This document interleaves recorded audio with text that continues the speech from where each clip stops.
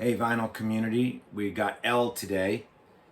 Happy Thanksgiving to everybody. It is Thanksgiving weekend.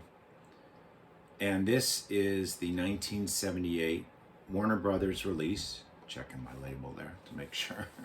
Little Feat's Waiting for Columbus. This is a fantastic live album. Now, I haven't done too many live albums in the countdown. I can't remember if I've done any. They've pretty much been all studio. I think I had one or two, but this is a masterpiece. 1978, coming hot on the heels of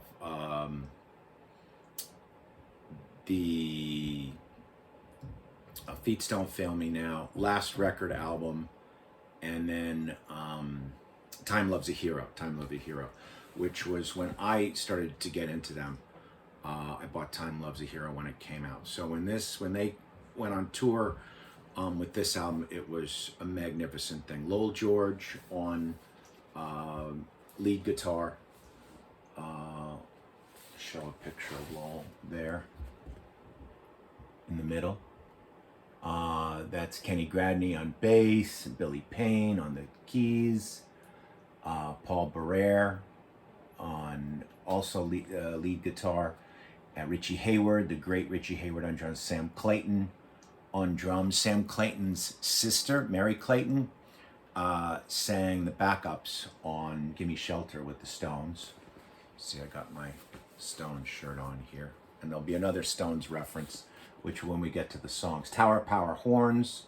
Now this was recorded, that's Neon Park, who did the record albums down at the bottom. And the other, Elliot Ingber, and the Bagman, whoever the Bagman. This I love, right? No admission to anyone wearing biker gear. So, and here's a great picture of the band in their live heyday. And they were really something to behold. I did get to see them right after this album came out in summer of '78. Now, this was recorded in the summer of '77.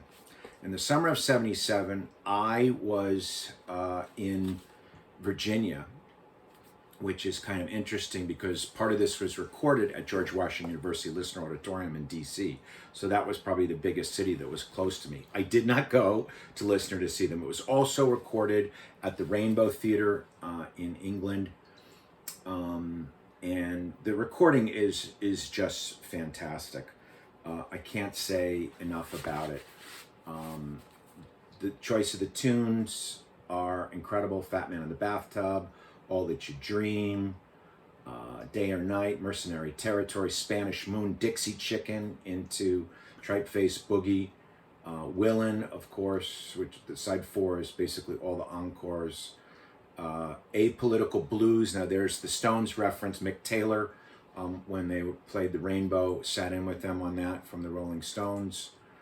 And Sailing Shoes and Feet Don't Fail Me Now. So there's a lot of great songs, hits, songs you can sing along to.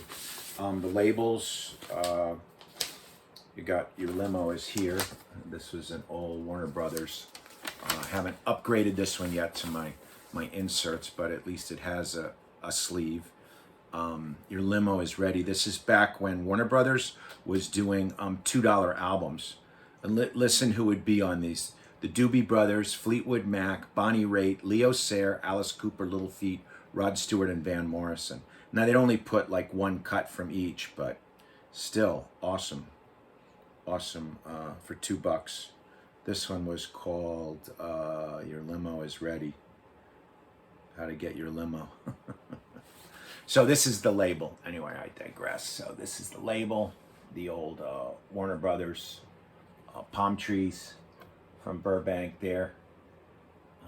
I got my kids in from California, so I know the Burbank area well, near Warner Brothers. They've lived around there. All selections published by Naked Snake Music, Lowell's publishing company, and produced by Lowell George. Really great album. I can't say enough good about it. You can really wear this one out.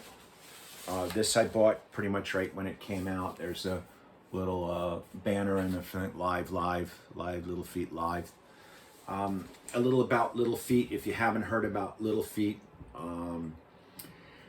pretty famous. I mean, everybody's covered them. Bonnie Raitt, Linda Ronstadt. When I did the Linda Ronstadt review, of course, she covered Willin' and then Roll 'em Easy later.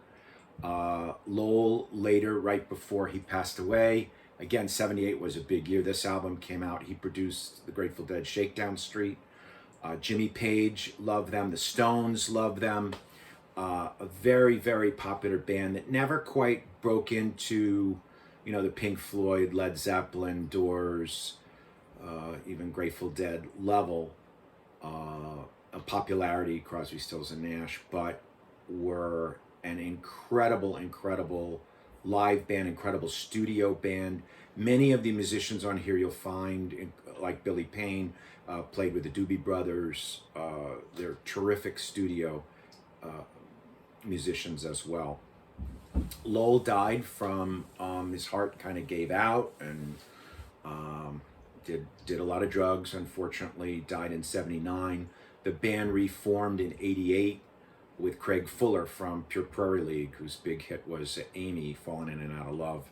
And after that, they had Sean Murphy also singing lead, and then they brought in Fred Tackett, who'd been a session guy with them on the early albums. But start with 1970s Little Feat and work your way through the studio albums till you get to this. And then they released one after this, Down on the Farm, which was very good as well. Very slick LA type production. I think they were trying to get a hit for Warner Brothers. And then posthumously they released Hoy Hoy.